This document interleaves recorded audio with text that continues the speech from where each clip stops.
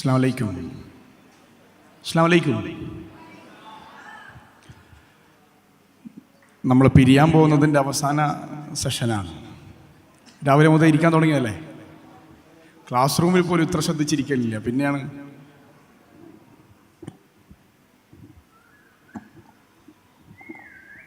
അതിനിപ്പോൾ ഒന്നുമില്ലല്ലോ, ഇത് വന്ന് തട്ടുന്നില്ല. കറക്റ്റല്ലേ? ഏറെ സ്നേഹം നിറഞ്ഞ നമ്മുടെ ഉദ്ഘാടകനും നേതാവുമായ എം.എ. സമദ് സാഹിബ്, പ്രിയപ്പെട്ട നിയോജക മണ്ഡലം മുസ്ലിം ലീഗിൻ്റെ പ്രസിഡൻറ്റും സെക്രട്ടറിയും അടക്കമുള്ള നേതാക്കന്മാർ, MSF ജില്ലാ ജനറൽ സെക്രട്ടറി ഷഫീഖ്, പ്രിയപ്പെട്ട സഹപ്രവർത്തകർ, പട്ടാമ്പി എന്നത് നിങ്ങളുടെ ഈ മണ്ഡലം നയിക്കുന്ന ഡാനിഷിൻ്റെയും ഷാക്കിറിൻ്റെയും സഫർഷയുടെയും ടീമിനോട് ആത്മബന്ധമുള്ളത് കൊണ്ട് തന്നെയാവാം പട്ടാമ്പിയോട് ഒരു ഈ അടുപ്പവും സ്നേഹവും കരുതലും ഒരല്പം കൂടുതലായിരുന്നു.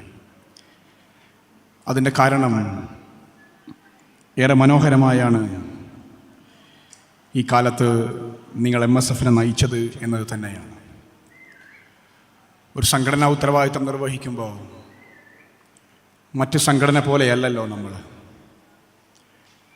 നമുക്കൊരു ഭാഷയുണ്ട്, വ്യതിരിക്തമായ ഒരു ഭാഷയാണ്. നമുക്കൊരു ശൈലിയുണ്ട്, വ്യതിരിക്തമായ ഒരു ശൈലിയാണ്. നമുക്കൊരു സ്റ്റൈലുണ്ട്, വ്യതിരിക്തമായൊരു സ്റ്റൈലാണ്. സംഘടനാ പ്രവർത്തന രംഗത്ത് മുദ്രാവാക്യം വിളിച്ച് അവകാശങ്ങൾ നേടിയെടുക്കാൻ എത്ര പതാകയുണ്ട് ഇവിടെ? ഒരുപാട് പതാകകളുണ്ട്. അങ്ങനെയുള്ളൊരു വളക്കൂറുള്ള മണ്ണാണ് കേരളം. വിദ്യാർത്ഥി സംഘടനകൾക്ക് അംഗീകാരവും വിദ്യാർത്ഥി സംഘടനകൾക്ക് ഉൾക്കൊള്ളാൻ കഴിയുന്ന സാമൂഹിക രാഷ്ട്രീയ പശ്ചാത്തലവുമുള്ള മണ്ണാണ് കേരളത്തിൻ്റെ വിദ്യാഭ്യാസ സാംസ്കാരിക പശ്ചാത്തലം എന്നത്. ക്യാമ്പസുകൾ നമ്മളെ ചേർത്ത് വെക്കുന്ന ഇടമാണ്. സ്കൂളുകൾ നമ്മളുടെ രാഷ്ട്രീയത്തെ തിരിച്ചറിവുള്ള ഇടമാണ്.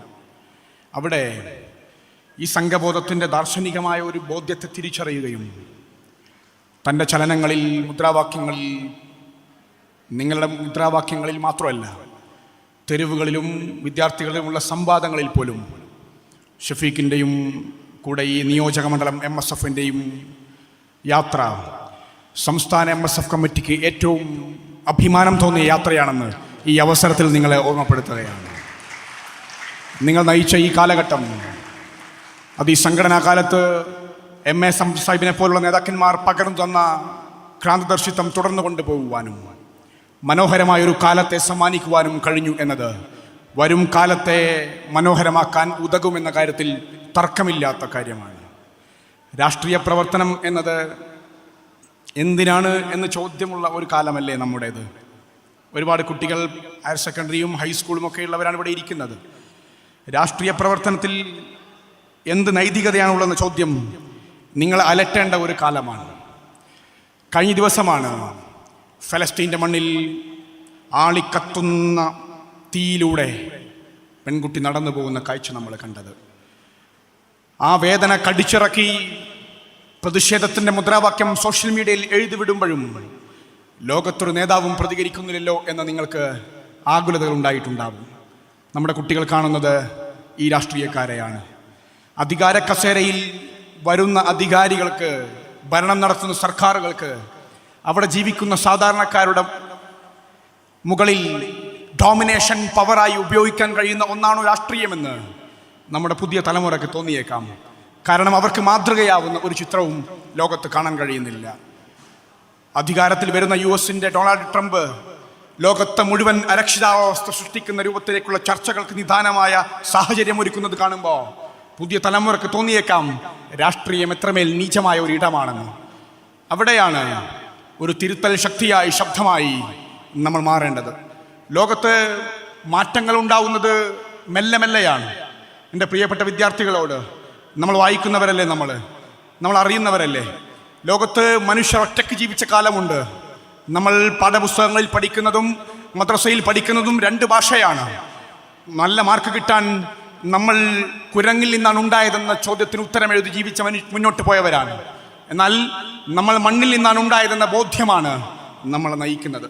അങ്ങനെ ഒരു വിശ്വാസ പ്രമാണത്തെ ചേർത്ത് വെച്ച് മുന്നോട്ട് പോകുമ്പോഴും മനുഷ്യരാശിയുടെ വളർച്ചയെക്കുറിച്ച് നിങ്ങളൊന്ന് പരിശോധിച്ച് നോക്കിയാൽ നിങ്ങൾക്ക് കാണാം, ഒറ്റയ്ക്ക് ജീവിച്ചവരുണ്ട്, കുടുംബമായി ജീവിച്ചവരുണ്ട്, ഗോത്രമായി മാറിയവരുണ്ട്, രാജാവിൻ്റെ അടിമയായി ജീവിച്ചവരുണ്ട്.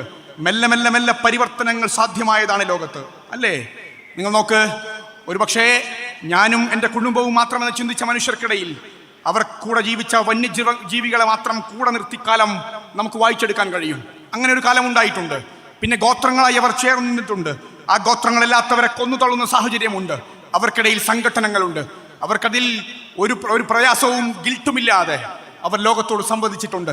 തുടർന്നാണ് ലോകത്ത് മാറ്റങ്ങളുമായി മാറ്റക്രമങ്ങളെ പറയുന്ന, നീതീകരിക്കാൻ കഴിയുന്ന ചിന്തകൾ സമ്മാനിക്കുന്ന പ്രത്യയശാസ്ത്രങ്ങൾ ലോകത്തേക്ക് വരുന്നത്. മതങ്ങളാവാം, ജാതികളാവാം, വ്യത്യസ്ത ആശയധാരയാവാം, എല്ലാം ചേർത്ത് വെച്ച് മുന്നോട്ട് കൊണ്ടുപോകാൻ കഴിയുന്ന പുതിയ കാലത്തേക്ക് നടന്നു വന്നതിൻ്റെ കാലത്തെ അന്വേഷിച്ചാൽ നമുക്ക് കാണാൻ കഴിയുന്ന ഒരു വസ്തുത, പ്രജകളായി ജീവിച്ച മനുഷ്യരായിരുന്നു നമ്മൾ. അധികാരങ്ങൾ കൈയാറിയിരുന്ന രാജാക്കന്മാർ അവർ ആഗ്രഹിക്കുന്നത് പോലെ നാട് കൊണ്ടുപോകണം എന്നാഗ്രഹിച്ചു. അവരാഗ്രഹിക്കുന്ന അമ്പരചുംബികളായ സ്ഥാപനങ്ങൾ നിർമ്മിക്കാൻ, കൊട്ടാരങ്ങൾ ഉണ്ടാക്കാൻ ജീവിതം സമർപ്പിച്ചവർ, അവർക്ക് ഒരു നേരത്തെ ഭക്ഷണം മാത്രം കൂലിയായി കൊടുക്കുന്നവർ, അല്ലെങ്കിൽ മരിച്ചു വീഴുന്നവർ. അങ്ങനെ ഒരു കാലമാണ് ഉണ്ടായിരുന്നത്. പ്രജകളാണ്, അവർക്ക് അവകാശബോധമില്ല, എനിക്ക് ഇന്നത് ലഭിക്കണമെന്ന ബോധമില്ല. അതും കഴിഞ്ഞ് പിന്നെ ഇന്ത്യ എന്ന രാജ്യത്ത്, അല്ലെങ്കിൽ ഈ രാജ്യത്തെ വിവിധങ്ങളായ രാജ്യങ്ങളിൽ നടക്കുന്നത്, കൊള്ളക്കാരായി വരുന്ന അധികാരം കയ്യിലുള്ള, സമ്പത്ത് കയ്യിലുള്ള രാജ്യങ്ങൾ ലോകം വെട്ടിപ്പിടിക്കാൻ പരിശ്രമിക്കുന്ന കാഴ്ചയാണ്. ചില രാജ്യങ്ങൾ ഇന്ത്യയിലേക്ക് വന്നു, അവിഭക്ത ഇന്ത്യയിൽ എല്ലാം വിട്ടുതുലക്കാൻ, സ്വന്തമാക്കി കൊണ്ടുപോവാൻ. അവിടെയും അവർക്കാർക്കും അവരുടെ അവകാശബോധത്തെക്കുറിച്ച് ബോധ്യമില്ല. ജീവിക്കുന്നവർക്കാർക്കും അവകാശബോധത്തെക്കുറിച്ച് ബോധ്യമില്ലാതിരിക്കുക എന്ന് പറഞ്ഞാൽ എന്തെന്നറിയുമോ നിങ്ങൾക്ക്? നമുക്ക് ഭക്ഷണം തരേണ്ടത്, സൗകര്യം ഉണ്ടാക്കി തരേണ്ടത്, നമ്മൾക്ക് കൂലിയെടുത്താൽ അതിന് പണം ലഭിക്കേണ്ടത്, എൻ്റെ ജീവിത സാഹചര്യത്തെ മെച്ചപ്പെടുത്തേണ്ടത് ഒരു ഉത്തരവാദിത്തം എന്ന് പറയുന്ന നിലക്ക് സർക്കാരിനുണ്ട് എന്ന ബോധ്യമുണ്ടാവലാണ്. പൗരബോധമാണത്, പൗരബോധമാണ്. പൗരനാവുക എന്ന ട്രാൻസ്ഫോർമേഷൻ ചെറിയ കാര്യമേ അല്ല. പ്രജകളായി ജീവിച്ച മനുഷ്യർ, അടിമകളായി ജീവിച്ച മനുഷ്യർ, അവർക്കിടയിലാണ് മെല്ലെ മെല്ലെ മെല്ലെ നമ്മൾ പൗരന്മാരായി മാറുന്നത്, നമ്മൾക്ക് അവകാശബോധം ഉണ്ടാവുന്നത്, ആവശ്യങ്ങളെക്കുറിച്ച് സംസാരിച്ചത്. അത് സുപ്രധാനമായി മനുഷ്യ വിഭവശേഷിയുടെ വളർച്ചയുടെ ഏറ്റവും പ്രധാന ഘട്ടമാണ് മനുഷ്യൻ പൗരന്മാരായി മാറി എന്നത്. അത് അവകാശബോധമായി ഉയർന്നു വരുന്നതിൻ്റെ സാഹചര്യം ലോകത്ത് ഉണ്ടായിയെടുത്തിട്ട് വർഷങ്ങൾ കുറച്ചേ ആയിട്ടുള്ളൂ. അതുപോലും സാഹചര്യവശാൽ ഇന്ത്യയിൽ ഇല്ലാതിരുന്ന ഒരു കാലമുണ്ട്. ഒരുപക്ഷെ അധികാര കസേരയിലിരിക്കുന്ന ആളുകൾക്ക് ഈ സാധാരണക്കാരായ മനുഷ്യർ ഇത് അനുഭവിക്കേണ്ടതല്ലെന്ന ബോധ്യപ്പെടുത്തലാണ് പലപ്പോഴും ഉണ്ടായിട്ടുള്ളത്. അതിൽ പലപ്പോഴും അവരെ മാറ്റത്തിന്റെ ശങ്കുലികൾ മുഴക്കാൻ പരിശ്രമിച്ചത് രാഷ്ട്രീയ പാർട്ടികളായി രൂപീകരിക്കപ്പെട്ട പുതിയ ആശയങ്ങളായിരുന്നു. ഇന്ത്യയിൽ നമ്മൾ ബ്രിട്ടീഷുകാർക്കിടയിൽ അടിമകളായി ജീവിച്ച മനുഷ്യരല്ലേ? അങ്ങനെ ജീവിച്ചവർക്കിടയിൽ നമ്മുടെ നേതാക്കന്മാർ പറഞ്ഞത്, എന്തൊക്കെ പ്രതിസന്ധികൾ ഉണ്ടായാലും എൻ്റെ മണ്ണ് എനിക്ക് വേണം, എൻ്റെ വിയർപ്പ് തുള്ളികളാൽ നേടിയെടുത്തതൊക്കെയും എനിക്ക് എൻ്റെ തലമുറക്ക് കൊടുക്കാൻ സാധിക്കണം, ഇതെല്ലാം വിറ്റുതുലച്ച് അങ്ങ് ബ്രിട്ടനിലേക്കും അങ്ങ് പോർച്ചുഗീസിലേക്കും കൊണ്ടുപോകാൻ അധികാരമില്ല, അത് തടയുമെന്ന് ലോകത്തോട് സംവദിച്ചു. അധികാര കസേരയിൽ ഇരിക്കുന്നവരുടെ യുദ്ധം പ്രഖ്യാപിക്കുകയാണ്, കയ്യിലുണ്ടായിരുന്ന ആയുധങ്ങൾ കൊണ്ട് പോരടിക്കുകയാണ്. എല്ലാവർക്കും ജീവൻ നഷ്ടമാവുന്ന കാഴ്ചകൾ, അംഗഛേദം വരുന്ന കാഴ്ചകൾ ഈ രാജ്യത്ത് സമാനതകളില്ലാത്ത കാഴ്ചയായിരുന്നു. പരസ്പരം പോരടിക്കുകയും അവർക്കിടയിൽ വൈര്യങ്ങൾ ഉണ്ടാക്കുകയും മതങ്ങളും ജാതികളും ഉപജാതികളുമായി അവർക്കിടയിൽ സംഘടന ഉണ്ടാക്കുകയും ചെയ്യുന്ന കാലം ഇന്ത്യയിൽ സമീപമായ കാലമാണ് നമുക്ക് കാണാൻ കഴിയുന്നത്. ആ കാലത്തും ഈ രാജ്യത്തോട് പ്രിയപ്പെട്ട മഹാത്മജി പറഞ്ഞത്, നമ്മൾ അഹിംസയുടെ ഒരു പോരാട്ടം നയിക്കുക, ആരുടെയും ചോരകൾ തെറിക്കേണ്ടതില്ല, ഈ രാജ്യം നിലനിൽക്കേണ്ടതിന്റെ ഭാഗമായി നമ്മൾ ജീവിതം സമർപ്പിക്കുക, നമ്മുടെ മണ്ണാണിത്, ഈ മണ്ണ് തിരിച്ചു പിടിക്കാൻ എല്ലാം സമർപ്പിച്ചൊരു പോരാട്ടം, എല്ലാം ത്യജിച്ചൊരു പോരാട്ടം. ഗാന്ധിജി മുന്നോട്ട് വെച്ചൊരു ആശയത്തെ ചേർത്ത് വെച്ച് ഇന്ത്യയിൽ ഒരു സമൂഹം മുന്നോട്ട് പോവുകയാണ് പ്രതീക്ഷയോടുകൂടി. പരസ്പരം വർഗീയ സംഘടനകൾ ഉണ്ടാക്കാൻ ആസൂത്രിതമായ ശ്രമം നടത്തിയ ബ്രിട്ടീഷുകാർ നമുക്കിടയിൽ വൈര്യങ്ങൾ ഉണ്ടാക്കി, സംഘടനകൾ ഉണ്ടായി, നമുക്കിടയിൽ ജാതികൾ ഉണ്ടാക്കി, സംഘടനകൾ ഉണ്ടായി. എന്നാൽ അതൊന്നുമല്ല വഴിയെന്നും ഇന്ത്യ എന്ന രാജ്യം എന്ന വൈകാരികതയിൽ ചേർത്ത് വെച്ച് മുന്നോട്ട് പോകണമെന്നും ഈ സമൂഹത്തോട് പറഞ്ഞു. അപ്പോഴും ഒരു തിരിച്ചുവരവ് പലർക്കും ഒരു കാണാക്കനിയായിരുന്നു. സാധാരണക്കാരായ മനുഷ്യർ ഗ്രാമങ്ങളിലല്ല ജീവിക്കുന്നത്. ഗാന്ധിജി പറഞ്ഞതുപോലെ ഗ്രാമങ്ങളിലാണ് ഇന്ത്യയുടെ നിലനിൽപ്പുള്ളത്. അങ്ങനെ ഗ്രാമങ്ങളിൽ ജീവിക്കുന്ന മനുഷ്യരെ തിരിച്ചു കൊണ്ടുവരാൻ എന്തു പദ്ധതിയാണ് കൊണ്ടുവരാൻ കഴിയുക? എന്താശയമാണ് പറയുക? മൗണ്ട് ബാറ്റൻ പ്രഭു ഇന്ത്യ വിട്ടു പോവാൻ കഴിയുന്ന ഒരു ഘട്ടത്തിൽ നടക്കുന്ന ചർച്ചയിൽ പറയുന്നത്, ഇവിടെ മനുഷ്യൻ ഇയാൻ പാറ്റകളെ പോലെ കൊന്നുതള്ളുന്ന സാഹചര്യമാണ് ഉള്ളത്. നിങ്ങൾ പാഠപുസ്തകങ്ങളിൽ കാണുന്ന വായനയിൽ ഒരു പക്ഷേ ഇത് കണ്ടെന്ന് വരില്ല. മൗണ്ട് ബാറ്റൻ പറയുന്നത്, ഞാൻ ഇങ്ങനെ ഈ രാജ്യത്തെ ഇട്ടേച്ച് പോയാൽ നിങ്ങൾക്കിടയിൽ സംഘടനകൾ മാത്രം ബാക്കിയാവും, ഇവിടെ ഒന്നും ബാക്കിയാവില്ല പ്രിയപ്പെട്ടവരെ എന്ന്. അങ്ങനെയെങ്കിൽ നിങ്ങൾക്ക് എന്താണ് വേണ്ടത്? ഈ രാജ്യത്തെ മുന്നോട്ട് കൊണ്ടുപോകാൻ, ഈ രാജ്യത്തെ വ്യത്യസ്തമായ ജാതിയും മതങ്ങളും വർണ്ണങ്ങളുമായി മുന്നോട്ട് പോകുന്ന ഒരു രാജ്യം എന്ന നിലക്ക് ഒരു രാജ്യത്തിന്റെ കുടക്കീയിലെ ഒരുപോലെ കൊണ്ടുപോകാൻ ഇവിടെ ഒരു ഭരണഘടന ഉണ്ടാവണമെന്ന് മൗണ്ട് ബാറ്റൻ ഓർമ്മപ്പെടുത്തുകയാണ്. പ്രിയപ്പെട്ടവരെ, ആ ചർച്ചയിൽ നേതാക്കന്മാർ എല്ലാവരും പോകുന്നുണ്ട്. അവരോട് ചർച്ചക്കൊടുവിൽ ഒരു തിരഞ്ഞെടുപ്പ് നടത്താൻ വേണ്ടി തീരുമാനിക്കുകയാണ്. പ്രൊവിഡൻസ് അസംബ്ലിയിലെ തെരഞ്ഞെടുപ്പാണ്. ഇത് നമ്മൾ കാണുന്നില്ലേ, രാഹുൽ ഗാന്ധി പ്രസംഗിക്കുന്നത്, ഈട്ടി പ്രസംഗിക്കുന്നത്, സമാധാനം സംസാരിക്കുന്നത്. അതുപോലൊരു വേദിയാണ്, പ്രൊവിഡൻസ് അസംബ്ലിയാണ്. ആ അസംബ്ലിയിലേക്ക് നടക്കുന്ന തെരഞ്ഞെടുപ്പിൽ ഈ രാജ്യം എങ്ങനെയാണ് മുന്നോട്ട് കൊണ്ടുപോകേണ്ടത്, അതിന് ഭരണഘടനാപരമായ സാധ്യതകൾ എന്താണെന്ന ചർച്ചകൾ നടക്കുകയാണ്. അതിൽ ഓരോരുത്തരും അവരുടെ ആശയങ്ങൾ പറയുകയാണ്. വിദ്യാർത്ഥികൾ, കുട്ടികൾക്ക് എന്ത് സൗകര്യമാണ് വേണ്ടത്, ജീവിക്കുന്ന ജനങ്ങൾക്ക് എന്ത് സൗകര്യമാണ് കൊടുക്കേണ്ടത്, അവരുടെ ഏത് അവകാശമാണ് പ്രൊട്ടക്ട് ചെയ്യപ്പെടേണ്ടത്, അവകാശബോധത്തെക്കുറിച്ചുള്ള പാഠം ആരംഭിക്കുന്നത് അവിടെ നിന്നാണ്. ആ ചർച്ചയിൽ ഇന്ത്യയിലെ ഒരു സമൂഹത്തെ മുഴുവൻ മാർജിനൈസ് ചെയ്യപ്പെടാൻ സാധ്യതയുള്ള ഒരു കമ്മ്യൂണിറ്റിയെ മുഴുവൻ അഡ്രസ് ചെയ്തുകൊണ്ട് ഭരണഘടനാ സഭയിൽ സംസാരിച്ച ഒരു ചരിത്രമാണ് MSFകാരന്റെ വായനയിൽ ആദ്യത്തെ വായനയായി വരേണ്ടത്. എൻ്റെ പ്രിയപ്പെട്ട MSFകാരെ, നമ്മൾ ഈ പിടിക്കുന്ന കൊടിയുടെ ഇന്നലെയുടെ ചരിത്രം അറിയുമോ നിങ്ങൾക്ക്? ഈ രാജ്യത്ത് ഭരണഘടന ഉണ്ടാക്കാൻ വേണ്ടി നടക്കുന്ന തെരഞ്ഞെടുപ്പിൽ, പ്രൊവിഡൻസ് അസംബ്ലിയിലെ തെരഞ്ഞെടുപ്പിൽ ലോകം മുഴുവൻ ഉറ്റുനോക്കുമ്പോൾ ഈ മഹാരാഷ്ട്രയിൽ പ്രിയപ്പെട്ട ലോകം മുഴുവൻ ആദരിക്കുന്ന അംബേദ്കർ മത്സരിക്കുന്ന ഒരു ഘട്ടമുണ്ട്. ആ അംബേദ്കർ ജാതി സമവാക്യത്തിന്റെ പേരിൽ ഈ രാജ്യത്ത് നിന്നും തോറ്റുപോകുന്ന സാഹചര്യം ലോകം മുഴുവൻ കാണുകയാണ്. മനുഷ്യൻ പെറ്റുവീഴുന്ന സമൂഹത്തിന്റെയും സമുദായത്തിന്റെയും വർഗത്തിന്റെയും പേരിൽ മാറ്റി നിർത്തപ്പെടുന്ന രാഷ്ട്രീയം ഇന്ത്യയിൽ ഉണ്ടായിരുന്ന രാഷ്ട്രീയമാണ്.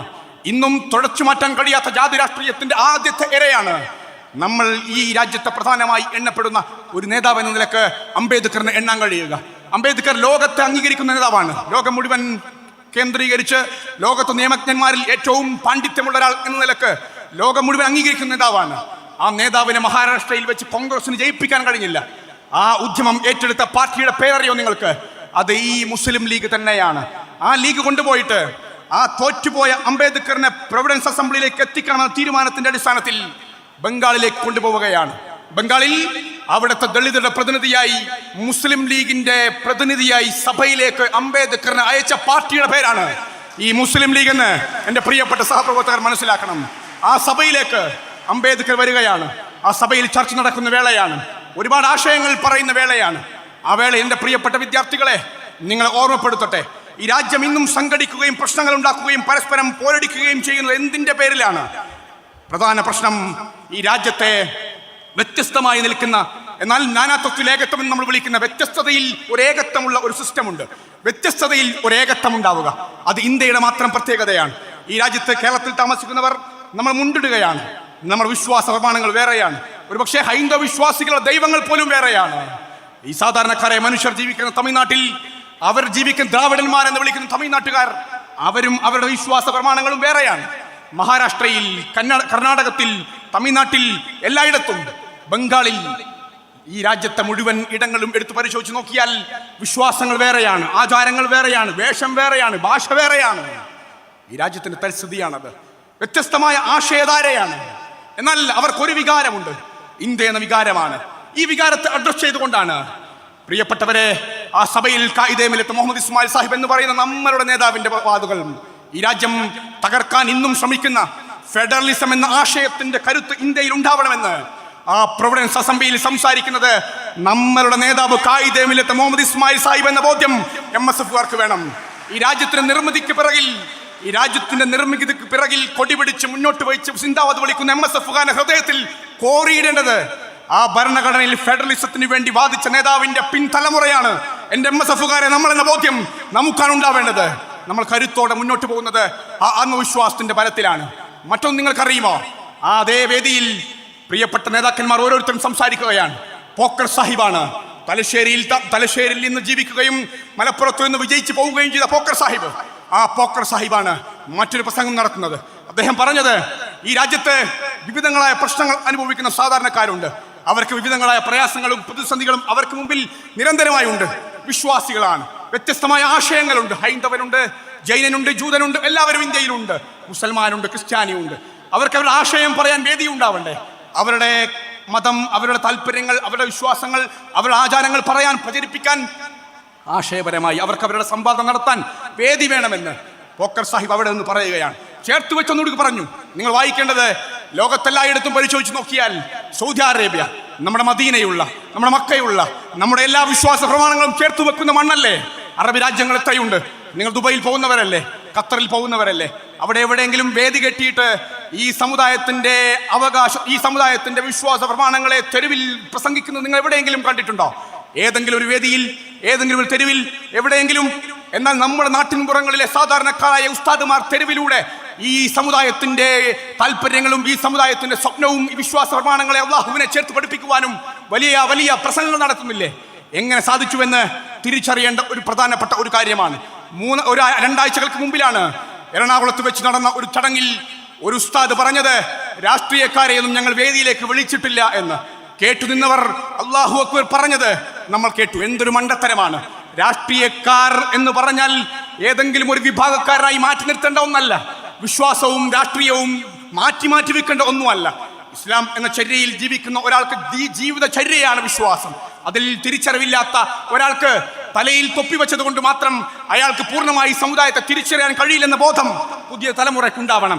എൻ്റെ പ്രിയപ്പെട്ട കുട്ടികളെ, നമ്മൾക്ക് അവകാശബോധം പ്രഖ്യാപിക്കുന്ന പ്രധാനപ്പെട്ട ഒരു വകുപ്പാണ് ആർട്ടിക്കിൾ 25, 26, 27.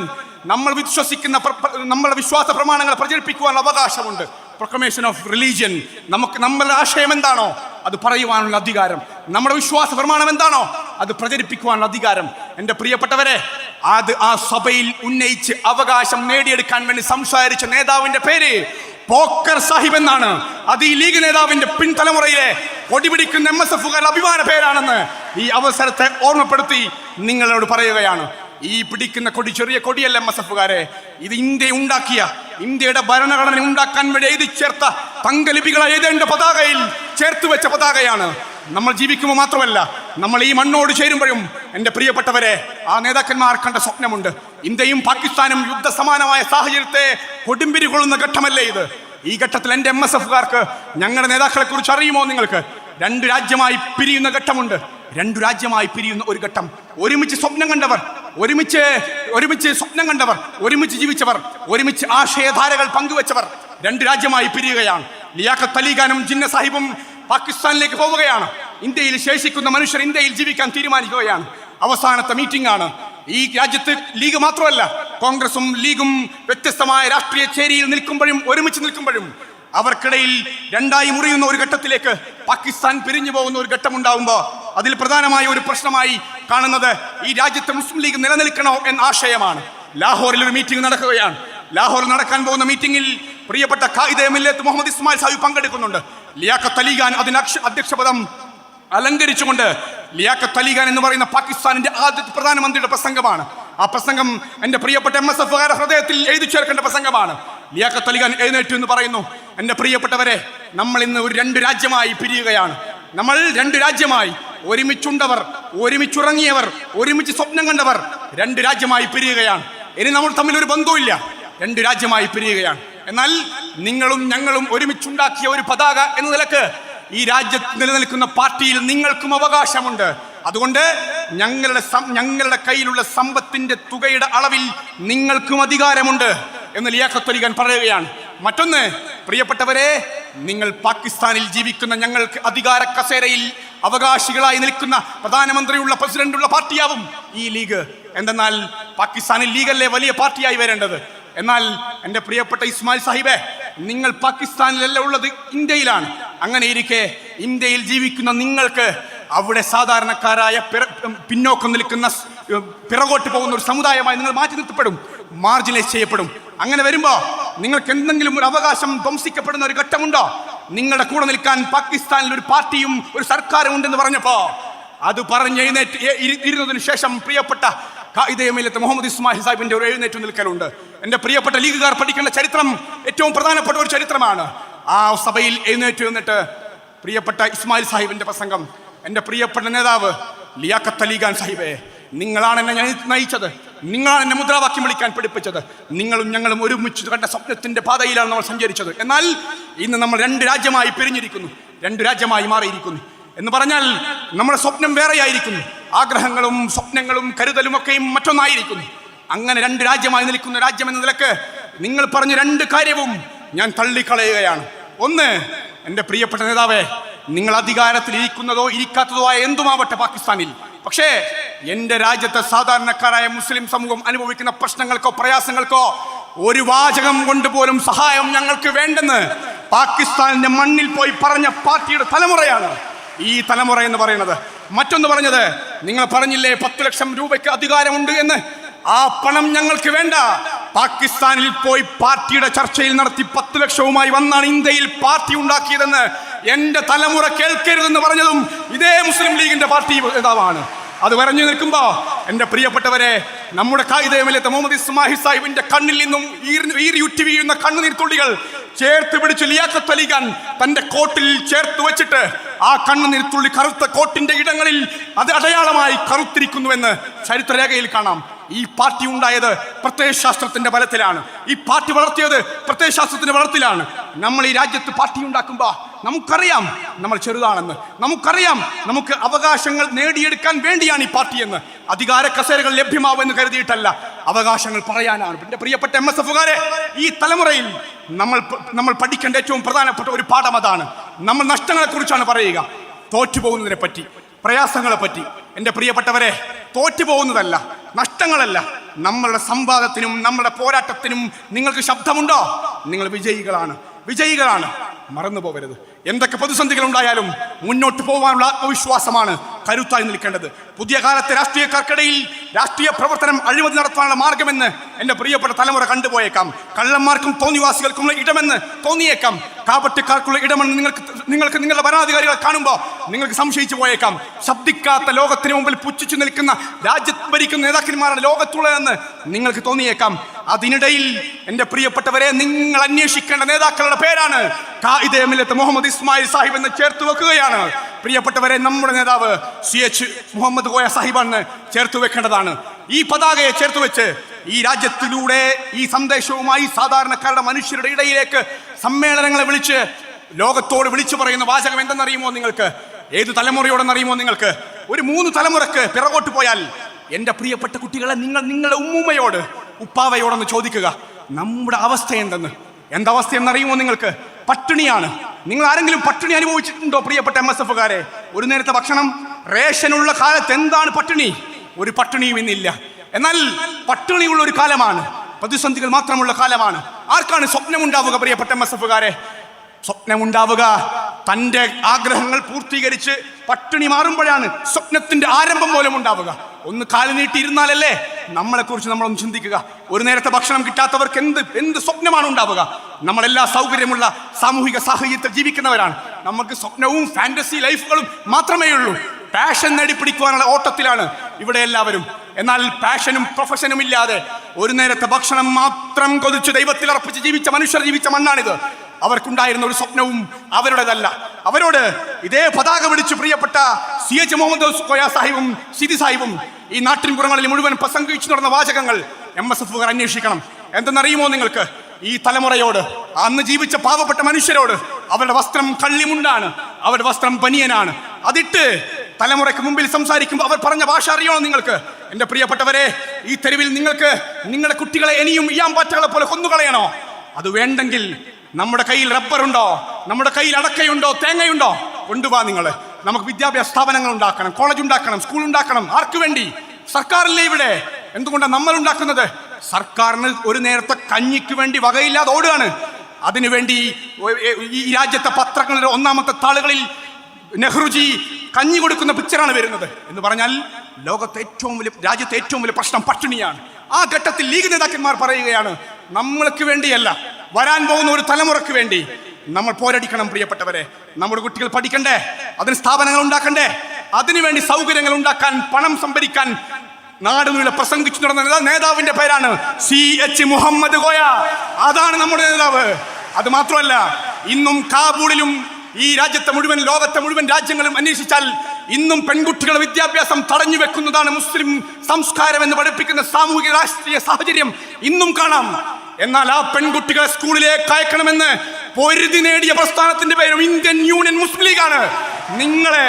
നിങ്ങളെ പഠിക്കാൻ അയച്ചത്, നിങ്ങളെ സ്കൂളിലേക്ക് അയച്ചത്, നിങ്ങളെ സ്വപ്നം കാണാൻ പ്രേരിപ്പിച്ചത്, നിങ്ങളെ ഈ രാജ്യം വെട്ടിപ്പിടിക്കാൻ വേണ്ടി പഠിപ്പിച്ച പാർട്ടിയുടെ പേരാണ് ഇന്ത്യൻ യൂണിയൻ മുസ്ലിം ലീഗ് എന്ന് മറന്നു പോകരുത്. ഇന്നും നിങ്ങൾക്ക് ഈ രാജ്യത്തെ മുഴുവൻ തെരുവുകളിൽ മുഴുവൻ പോയാൽ നിങ്ങൾക്ക് കുട്ടികളെ കാണാം. അവരിന്നും പഠിക്കുന്നത് ഓരോ സ്ഥാപനങ്ങളിലാണ്. അവർ പഠിക്കുന്ന കോഴ്സുകൾ ഒരുപക്ഷെ വിദ്യാഭ്യാസ സ്ഥാപനങ്ങളിൽ പഠിക്കുമ്പോൾ അവർക്ക് അറബി മാത്രമേ അറിയുള്ളൂ. ഞങ്ങൾ ഡൽഹിയിൽ പോയി കഴിഞ്ഞ 2 ആഴ്ചകൾക്ക് മുമ്പാണ്. അവിടെയും പോയി കുട്ടികളെ കൊണ്ട് സംസാരിക്കുമ്പോൾ അവർക്ക് ഇംഗ്ലീഷ് അറിയില്ല. ഇന്ന് ലോകം വെട്ടിപ്പിടിക്കാൻ ഖലീൽ ജിബ്രാൻ പറഞ്ഞതുപോലെ നമ്മുടെ കുട്ടികളൊന്നും നമ്മുടെ കുട്ടികളല്ല, അവർ ലോകത്തിന്റെ കുട്ടികളാണ് എന്നാണ്. എങ്ങനെയാണ് അങ്ങനെയാവുന്നത്? അവർക്ക് അതിനുള്ള സാഹചര്യം ഒരുക്കലാണ്. അമേരിക്കയിലെ കുട്ടി, ബ്രിട്ടനിലെ കുട്ടി, ചൈനയിലെ വിദ്യാർത്ഥി, ലോകത്തെവിടെയുള്ള കുട്ടിയും ഇന്ന് കാണുന്ന സ്വപ്നങ്ങൾ ഒന്നാണ്. അതിനുള്ള സാഹചര്യം ഇന്നുണ്ട്. അതിന്റെ വളർച്ചയിലേക്ക് നമ്മൾ എത്തിയതാണ്. എന്നാൽ ഈ സൗകര്യം എല്ലാവർക്കും ഇല്ല കേട്ടോ. തമിഴ്നാട്ടിലില്ല, ഈ ഡൽഹിയിലില്ല. അമ്പരചുംബികളായ സ്ഥാപനങ്ങൾ നിൽക്കുന്ന ഒരു രാജ്യത്തിന്റെ ഒരു സ്ഥലത്തും ഈ കമ്മ്യൂണിറ്റി അഭിമാനത്തോടെ ജീവിക്കുന്നില്ല. അവരിപ്പോഴും തോട്ടി തൊഴിലാളികളായി ജീവിച്ച മനുഷ്യരുടെ പിൻതലമുറയായി ജീവിക്കേണ്ടി വരുന്ന കാഴ്ചകൾ ഇന്നും നിങ്ങൾക്ക് കാണാം. നിങ്ങൾക്ക് സോഷ്യൽ മീഡിയയിൽ നിങ്ങൾക്ക് കാണാം. എൻ്റെ പ്രിയപ്പെട്ട കുട്ടികളെ, നമ്മൾ നേടിയെടുത്ത ഈ നേട്ടത്തിന്റെ പിറകിൽ എല്ലാം ത്വജിച്ചും, എല്ലാ സമുദായത്തിന്റെ എല്ലാ ജിഹയും ഉപയോഗിച്ചും, എല്ലാ സമ്പത്തും ഉപയോഗിച്ചും, സ്ഥലം കൊടുത്തും പണം കൊടുത്തും ഉണ്ടാക്കിയെടുത്ത മനുഷ്യരുടെ പ്രാർത്ഥനയാണ് നമ്മൾ നേടിയെടുത്ത വിജയം എന്ന് പറയുന്നത്. അതിനുവേണ്ടി പരിശ്രമിച്ചവരെ ഹൃദയത്തോട് ചേർത്ത് വെക്കണം MSF-കാർ. അവർക്ക് വേണ്ടിയാണ് നിങ്ങളുടെ പ്രാർത്ഥന. അവരാണ് നമ്മളെ കൊണ്ട് മുന്നോട്ട് നയിച്ചത്. അവരാണ് നമ്മളെ മുന്നോട്ട് ഗമിക്കുന്നത്. എൻ്റെ പ്രിയപ്പെട്ട MSF-കാരോട്, നമ്മൾ പുതിയ കാലത്തെ വിദ്യാർത്ഥികളാണ്. നമ്മൾക്കുള്ള പ്രതിസന്ധികൾ നിരവധിയുണ്ട്. ഒരുപാട് പ്രതിസന്ധികളുണ്ട്. പ്രധാനപ്പെട്ട ഒന്ന്, നമ്മൾക്കിടയിൽ വിശ്വാസ പ്രമാണത്തിന്റെ ആഴമേറിയ കടലുകൾ അന്വേഷിച്ചു പോകുന്ന കുട്ടികൾക്ക് അതിന്റെ ആഴം തിരിച്ചറിയപ്പെടാതെ ഇയാം പാറ്റകളെ പോലെ വീണു പോകുന്ന സാഹചര്യങ്ങൾ നമ്മൾക്ക് കാണാൻ കഴിയും. പകലിരവുകളുടെ റബ്ബ്, ഇഹപരവിലും തുണ റബ്ബ്, ഉടലിൻ്റുടയോൻ റബ്ബ്, റബ്ബോടിന്നൻ ഹുബ് എന്നാണ് പുതിയ കാലത്തെ ഇൻസ്റ്റഗ്രാമിലെ മനോഹരമായ ഒരു കേട്ട്. ആ പാട്ട് കേൾക്കുമ്പോൾ ഒരു ആസ്വാദനം നമ്മുടെ ഹൃദയത്തിൽ ഉണ്ടാവാറില്ലേ? ഇല്ലേ നിങ്ങൾക്ക്? എന്തുകൊണ്ടാണത്? വിശ്വാസത്തിനെ ചേർത്ത് വെച്ച് മുന്നോട്ട് പോകുന്നവർ കരുത്തുണ്ടാവും. അതുണ്ടാവുന്നത് ചെറിയ കാര്യവും അല്ല. എൻ്റെ പ്രിയപ്പെട്ടവരെ, ദക്കിയാനുസ് രാജാവിനോട് വിശ്വാസികൾ നടത്തുന്ന ഒരു പോരാട്ടമുണ്ട്. അത് ഖുർആനിൽ വിശദമായി വിശദീകരിച്ച ഒരു ചരിത്രമാണ്. ദക്കിയാനുസ് രാജാവ് തന്റെ പ്രജകളെ മുഴുവൻ കൊന്നു തള്ളുകയാണ്. ഏകദൈവത്തെ വിശ്വസിക്കുന്ന ആരെയും കൊന്നു തള്ളാൻ നിർദ്ദേശം കൊടുക്കുകയാണ്. ഒരു കൂട്ടം യുവാക്കൾ അതിനെതിരെ പൊരുതുകയാണ്. നമ്മളില്ല. ദക്കിയാനുസിന്റെ പീഡനത്തിന് മുമ്പിൽ, ദക്കിയാനുസിന്റെ ഭീഷണിക്ക് മുമ്പിൽ നിന്നുകൊടുക്കില്ലെന്ന് അവർ തീരുമാനിക്കുകയാണ്. അതും കഴിഞ്ഞ് ദക്കിയാനുസ് രാജാവിന്റെ പോരാട്ടങ്ങൾക്ക് പിടിച്ചു നിൽക്കാൻ കഴിയാതെ മലമുകളിലേക്ക് യുവാക്കൾ കയറിപ്പോവുകയാണ്. വിശുദ്ധ ഖുർആനിൽ നമ്മളെ ഹൃദയത്തിൽ ചേർത്തു വെക്കേണ്ട ഒരു വലിയ ചരിത്രമാണത്. ആ മലമുകളിലേക്ക് പോയിട്ട് യുവാക്കൾ കാത്തിരിക്കുന്നവർക്ക് മുമ്പിലേക്ക് അവർ ഗുഹയിലേക്ക് അഭയം തേടുകയാണ്. അവിടെ ഇരിക്കുകയാണ്. ആ ഘട്ടത്തിലാണ് അവരുടെ മനസ്സിലേക്ക് ഒരു ചോദ്യം ഉയരുന്നത്. നമ്മൾ പിറകോട്ട് പോകണോ, മുന്നോട്ട് പോകണോ? പൊരുതണോ തോൽക്കണോ എന്ന്. പൊരുതണോ തോൽക്കണോ എന്ന് 2 ചോദ്യമാണ്. അവിടെ യുവാക്കൾ എഴുന്നേറ്റ് നിന്ന് തയ്യാറാവുന്ന ഒരു ഘട്ടമുണ്ട്. എഴുന്നേറ്റ് നിൽക്കുമ്പോൾ എന്നാണ് വിശുദ്ധ ഖുർആൻ പറയുന്നത്. വറബത്നാ അലാ ഖുലൂബിഹിം ഖാമു റബ്ബനാ റബ്ബുസ് സമാവാതി വൽ അർദ് എന്നാണ്. അതിന് തയ്യാറാവുമ്പോൾ എന്നാണ്. പ്രിയപ്പെട്ടവരെ, പ്രതിസന്ധി ഉണ്ടാവണം. അതിൽ തയ്യാറായി പൊരുതാൻ നിങ്ങൾ തയ്യാറാവുന്ന ഒരു സെക്കൻഡ് ഉണ്ടല്ലോ, അപ്പോ ദൈവം കൂടെ ഉണ്ടാവും, അള്ളാഹു കൂടെ ഉണ്ടാവും. വീണു പോവില്ലെന്ന ബോധ്യം നമുക്കുണ്ടാവണം. വിശ്വാസികൾ ചേർത്ത് വെക്കേണ്ട ഒന്നാണ്. നമ്മളുടെ മുമ്പിൽ ഒരുപാട് ശത്രുക്കളുണ്ട് പ്രിയപ്പെട്ടവരെ. സർക്കാർ നയിച്ച് മുന്നോട്ട് കൊണ്ടുപോകുന്ന 2 സർക്കാരുകളും, കേന്ദ്രത്തിലായാലും കേരളത്തിലായാലും, നമ്മുടെ അധികാര പരിധിയിൽ ഇല്ലാത്ത ഞങ്ങളുടെ അധികാര കസേരയിൽ ഇരുന്നു കൊണ്ട് ഈ സമുദായത്തെ തകർത്തു കളയാൻ കൃത്യമായി ഇന്റലക്ച്വൽ ഫാസിസം നടപ്പിലാക്കുന്നവരാണ്. ഒരുപാട് കാര്യങ്ങളുണ്ട്. അതിൽ കൃത്യമായ ഒന്ന്, ഞങ്ങളുടെ അവകാശങ്ങൾ നേടിയെടുക്കാൻ വേണ്ടി പരിശ്രമിക്കുമ്പോൾ ഓരോ അവകാശങ്ങളും തള്ളുന്ന സാഹചര്യമുണ്ട്. നമ്മൾ മത്സരിച്ച് ജയിക്കുമ്പോൾ, നമുക്ക് മാർക്ക് ലഭ്യമാവുമ്പോൾ, നമ്മൾ സ്വപ്നത്തെ തേടി പോകുമ്പോൾ, നമ്മൾ മാർക്ക് നേടി സെൻട്രൽ യൂണിവേഴ്സിറ്റിയിൽ പഠിക്കാൻ പോകുമ്പോൾ മാർക്ക് ജിഹാദ് എന്ന് വിളിച്ചവർ, കോപ്പി അടിച്ചെന്ന് പറഞ്ഞവർ, ഞങ്ങളെ തള്ളിക്കളഞ്ഞവർ, ഞങ്ങളെ ഒറ്റപ്പെടുത്താൻ ശ്രമിച്ചവർ, ഞങ്ങൾക്ക് അവകാശപ്പെട്ട ഈ മുസ്ലിം സമുദായത്തിനും ക്രിസ്ത്യൻ സമുദായത്തിനും സാധാരണക്കാരായ ദളിതനും അവകാശപ്പെട്ട സ്കോളർഷിപ്പ് ഇല്ലാതാക്കി കളയുന്ന ഒരു സർക്കാർ, പിണറായി സർക്കാർ കേരളം ഭരിക്കുന്നുണ്ട്. കേന്ദ്രം ഭരിക്കുന്ന സർക്കാർ നിങ്ങൾക്കറിയാം നരേന്ദ്രമോദിയാണ്. ഈ നരേന്ദ്രമോദിയും ഈ പിണറായി സർക്കാരും ആഞ്ഞു പരിശ്രമിച്ചപ്പോഴും നമ്മുടെ കുട്ടികൾ കൊടുത്ത മറുപടി, എന്തൊക്കെ പ്രതിസന്ധികൾ ഉണ്ടായാലും പഠിച്ചു തന്നെ എല്ലാ റാങ്കുകളും സ്വന്തമാക്കി തിരിച്ചടിച്ചതാണ് നമ്മളുടെ കുട്ടികളുടെ വിജയം എന്ന് പറയുന്നത്. നമ്മളുടെ കുട്ടികൾ 10ാം ക്ലാസ് ജയിച്ചാൽ +1 സീറ്റ് വേണമെന്ന് പറഞ്ഞ് തെരുവിൽ മുദ്രാവാക്യം വിളിക്കാൻ MSF നടക്കേണ്ടി വരുന്നത് ഇന്നും ഒരു കാഴ്ചയാണ്. ലോകത്ത് സർവകലാശാലക്ക് സമാനമായ കോളേജുകളും കോഴ്സുകളും ഈ മണ്ണിൽ ഉണ്ടാവണമെന്ന് ആഗ്രഹിച്ച് പരിശ്രമിച്ച് മുന്നോട്ട് പോകാൻ കുതിക്കുമ്പോൾ അതിന് കഴിയില്ലെന്ന് പറഞ്ഞു സർക്കാർ എല്ലാ അർത്ഥത്തിലും നമ്മളെ പരാജയപ്പെടുത്താൻ വേണ്ടി ശ്രമിക്കുമ്പോൾ, എന്റെ പ്രിയപ്പെട്ടവരെ, ഈ രാജ്യത്തിന്റെ മുന്നോട്ട് പോക്കിന് അനിവാര്യമെന്ന് പറഞ്ഞ് ഈ രാജ്യത്തിന്റെ പണവും എടുത്ത് ഈ രാജ്യത്തെ ജർമ്മനിയിലും കൊറിയയിലും മറ്റ് രാജ്യങ്ങളിലും പോയി, ഫിൻലാൻഡിലും പോയി ഈ സംസ്ഥാനത്തിന്റെ വിദ്യാഭ്യാസ പരിഷ്കരണത്തിന് വേണ്ടി ടൂറടിക്കുന്ന മുഖ്യമന്ത്രിയും വിദ്യാഭ്യാസ മന്ത്രിയുമുള്ള നാട്ടിൽ ഞങ്ങൾക്കൊരു നേതാവിനെ പരിചയപ്പെടുത്താനുണ്ട്. അത് 1971 എന്റെ പ്രിയപ്പെട്ട നേതാവ് CH മുഹമ്മദ് കോയ സാഹിബ് ഒരു ജർമ്മൻ യാത്രയിൽ കേരളത്തിലേക്ക് തിരിച്ചു വന്നിട്ട് അതേപോലെ ഒരു സർവകലാശാല കുസാറ്റ് ഉണ്ടാക്കിയ ചരിത്രമുള്ള ഒരു നേതാവ് ഞങ്ങളുടെ തലമുറയിൽ ഉണ്ടായിട്ടുണ്ട്. ആ നേതാക്കന്മാരെ ചേർത്ത് വെച്ച് അഭിമാനകരമായ കോളേജുകൾ ഈ നാടിന് സമ്മാനിച്ച യൂണിവേഴ്സിറ്റികൾ മുഴുവൻ കേരളത്തിൽ ഉണ്ടാക്കുമ്പോ ആ യൂണിവേഴ്സിറ്റികൾ ഓരോന്നോരോന്നായി എണ്ണുമ്പോൾ മുഴുവൻ മുസ്ലിം ലീഗ് രാഷ്ട്രീയ പാർട്ടിയുടെ നേതാക്കന്മാർ നൽകിയ അഭിമാനകരമായ നേട്ടങ്ങൾക്ക് മുമ്പിൽ പഠിച്ചു മുന്നോട്ട് പോയ ഒരു സംസ്ഥാനത്തിന് ആ പതാക ചേർത്ത് പിടിക്കുന്ന കുട്ടികൾക്ക് ആത്മവിശ്വാസത്തിന് കുറവില്ല കേട്ടോ. ആത്മവിശ്വാസമുണ്ട്. ഞങ്ങൾ കരുതലോടെ പൊരുതും, വീണുപോവില്ല, കരുത്തോടെ മുന്നോട്ട് പോകും. അതിന് പതാക കൂടെ ഉണ്ടാവണം. ഒറ്റക്കാവരുത്, ഒരുമിച്ച് ജീവിക്കണം. ഒറ്റക്കാരും ജയിക്കാൻ പോകുന്നില്ല. അതുണ്ടാക്കുന്നത് സന്തോഷമാണ്. നമുക്ക് വേണ്ടത് ആനന്ദമാണ്. ആനന്ദം എന്ന വൈകാരികതയ്ക്ക് വേണ്ടി പൊരുതുക, മുന്നോട്ട് പോവുക, നമ്മൾ പോരാടുക എന്ന് മാത്രം പറഞ്ഞ് നിർത്തുന്നു. ജയ് ഹിന്ദ്. അസ്സലാമു അലൈക്കും.